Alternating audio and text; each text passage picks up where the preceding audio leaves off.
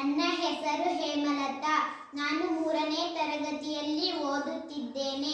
ನನ್ನ ಶಾಲೆಯ ಹೆಸರು GLPS ಗಂಟಿಗಾನಹಳ್ಳಿ ಕಾಲೋನಿ. ನಾನು ಈಗ 3ನೇ ತರಗತಿಯ ಕನ್ನಡ ಕಂಠಪಾಠವನ್ನು ಹೇಳುತ್ತಿದ್ದೇನೆ. ದುಡುಕಿನ ಫಲ. ಹಿಂದೊಂದೂರಲ್ಲಿ ಇದ್ದಳು ನಾರಿ, ಮುಂಗುಸಿಯೊಂದ ಸಾಕಿದಳು.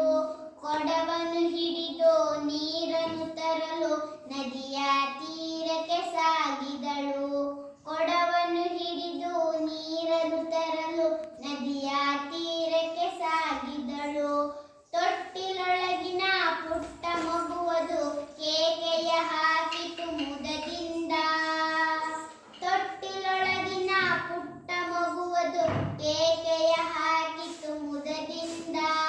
ಮುಂಗುಸಿ ನೋಡಿತು ಹಗ್ಗದ ಗುಂಟ, ಸರಿಯುತ್ತಲಿದ್ದ ಹಾವೊಂದ. ಮುಂಗುಸಿ ನೋಡಿತು ಹಗ್ಗದ ಗುಂಟ, ಸರಿಯುತ್ತಲಿದ್ದ ಹಾವೊಂದ. ಹಾವನ್ನು ಕಂಡು ಮುಂಗುಸಿ ತಾನು ಸರಸರ ಏರಿತು ಹಗ್ಗವನು.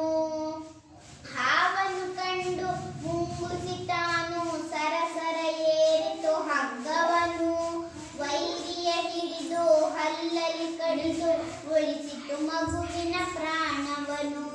ವೈರಿಯ ಹಿಡಿದು ಹಲ್ಲಲ್ಲಿ ಕಡಿದು ಉಳಿಸಿತು ಮಗುವಿನ ಪ್ರಾಣವನು. ನೀರಿಗೆ ಹೋದ ನಾರಿಯು ತಾನು ಮರಳಿ ಬಂದಳು ನದಿಯಿಂದ.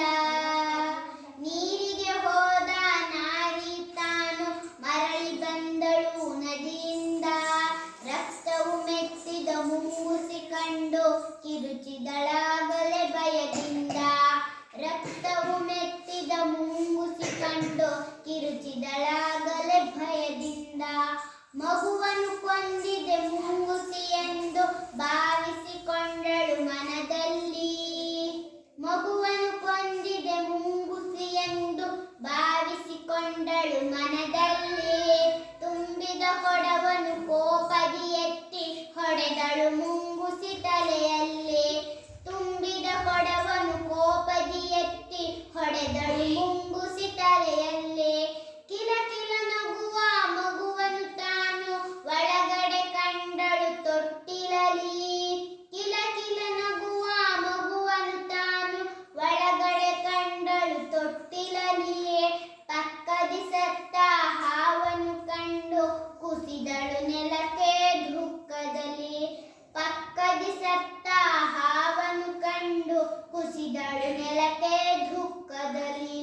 ಮಗುವನ್ನು ಉಳಿಸಿದ ಮುಂಗುಸಿ ಕೊಂದೆ, ಅಯ್ಯೋ ಪಾಪವ ಮಾಡಿದೆನು. ನಿಜವನ್ನು ತಿಳಿಯದೆ ಕೋಪದಿ ನಾನು ಅವಸರ ಮಾಡಿ ದುಡುಕಿದೆನು. ನಿಜವನ್ನು ತಿಳಿಯದೆ ಕೋಪದಿ ನಾನು ಅವಸರ ಮಾಡಿ ದುಡುಕಿದೆನು. ತಾಳಿದ ಮಾನವ ಬಾಳುವನೆಂಬ ಗಾದೆಯ ಮಾತದು ಬಲು ಚಂದ. ದುಡುಕೆ ಕೇಡಿನ ಮೂಲವು ಎಂಬ ನಿಜವನ್ನು ಅರಿಯೋ ನೀ ಕಂದ.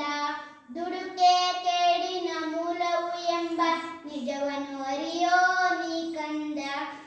ಇದನ್ನು ಬರೆದ ಕವಿಯ ಹೆಸರು ಲಕ್ಷ್ಮಣ ಅಳವಂಡಿ.